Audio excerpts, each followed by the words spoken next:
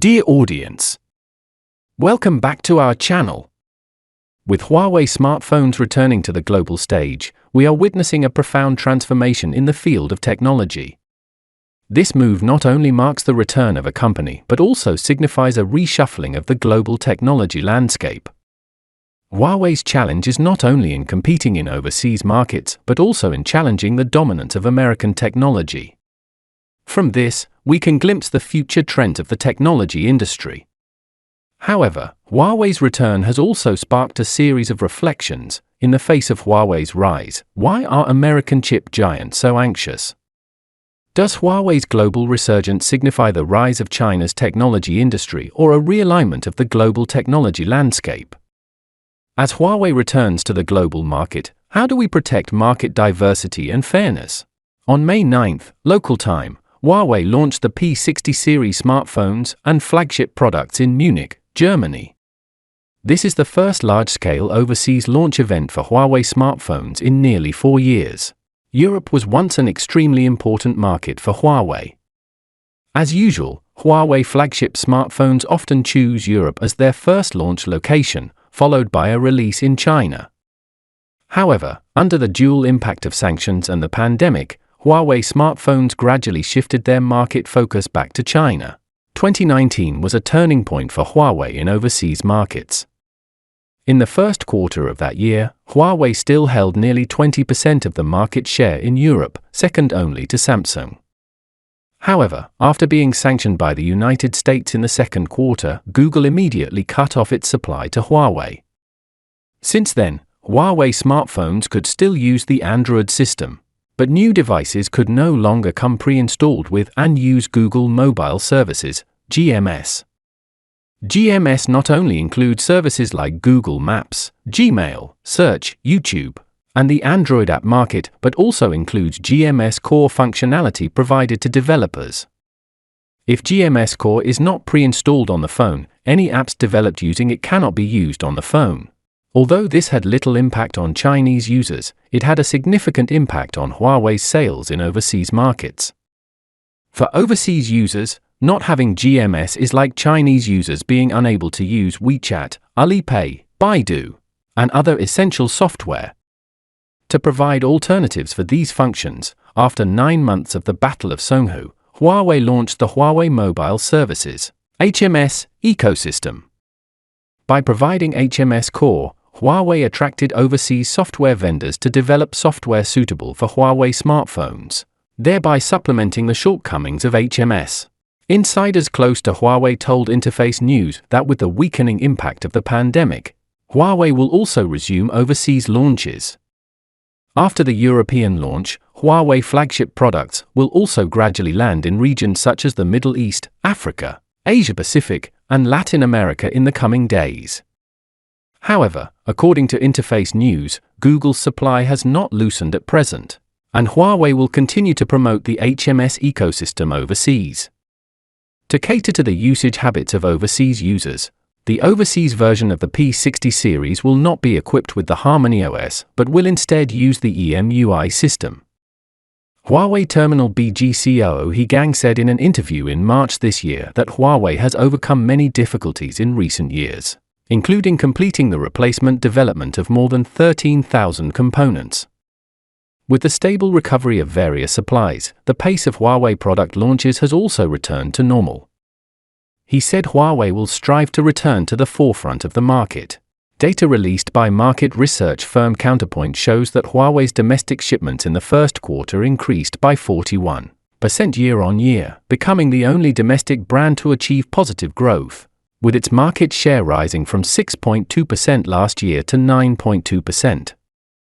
A channel source told Interface News that due to the overall downturn in the European smartphone market last year, Oppo and Vivo also had corresponding contraction actions, providing an opportunity for Huawei to return to the European market. Although the lack of GMS will still be a major challenge for Huawei smartphones in overseas markets, to strive to return to the forefront of the market, Huawei needs to regain its presence. Let's take a look at the comparison between Huawei's smartphone shipments in previous years and Apple's, which can serve as an important reference for the expected shipments of the Mate 60 next.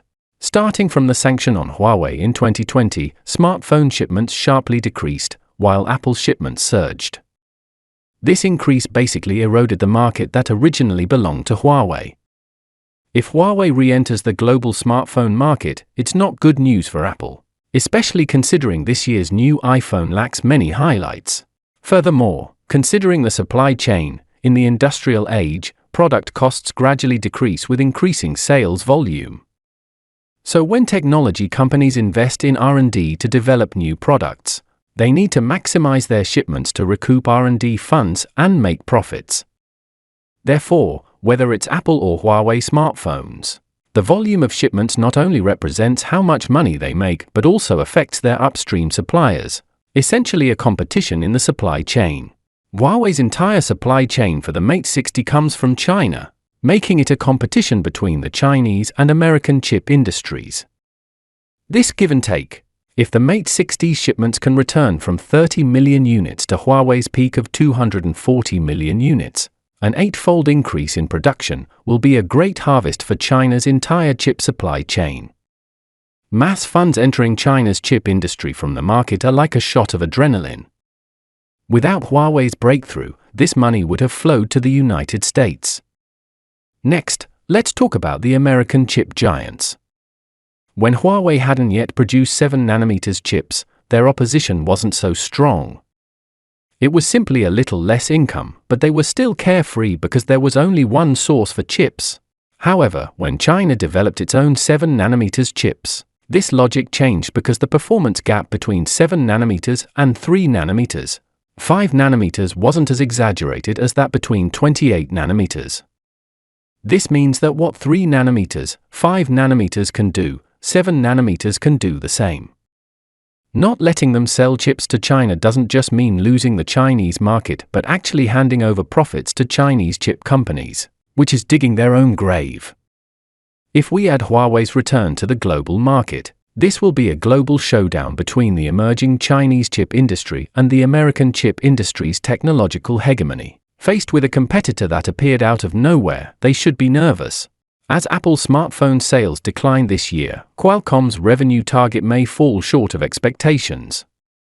At the same time, with the new round of sanctions by the US authorities, targeting cutting-edge chips, it is highly likely that other domestic smartphone brands such as Xiaomi, Oppo, etc., will also join the camp of Korean chips. Qualcomm's scale in the Chinese market will further shrink, and completely losing the Chinese market will be a matter of time.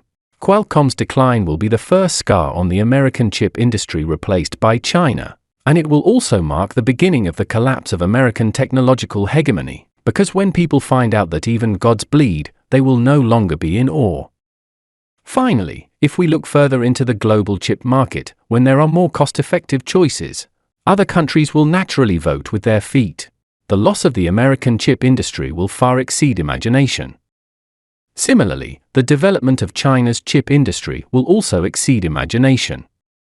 The future always comes in ways beyond imagination. Finally, let me summarize today's video, hoping it brings you some inspiration and value.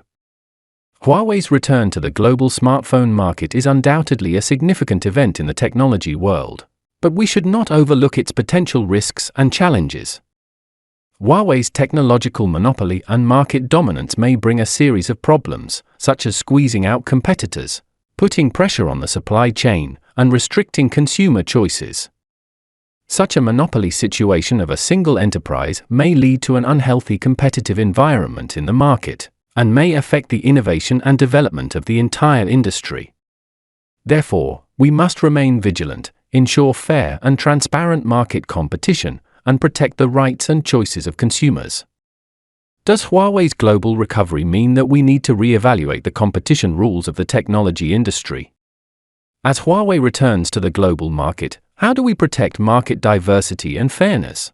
With Huawei's return to the global market, its huge market share and technological strength will bring immense pressure to its competitors, possibly resulting in imbalances and unfairness in the industry. First of all, Huawei's monopolistic position may make it difficult for other companies to survive and compete, thereby limiting market diversity and innovation. Secondly, Huawei possesses a large number of patents and technologies, which may abuse its market position for unfair competition, such as monopolistic pricing and controlling the supply chain, damaging the interests of other companies and consumers. In addition, Huawei's market share globally may also affect the geopolitical and economic relations between countries, leading to the reorganization and redistribution of the industry chain. Therefore, we need to re-examine and formulate competition rules for the technology industry to ensure fair, transparent, and healthy development of market competition. Feel free to share your thoughts in the comments section. Today's video ends here. See you next time. Bye-bye.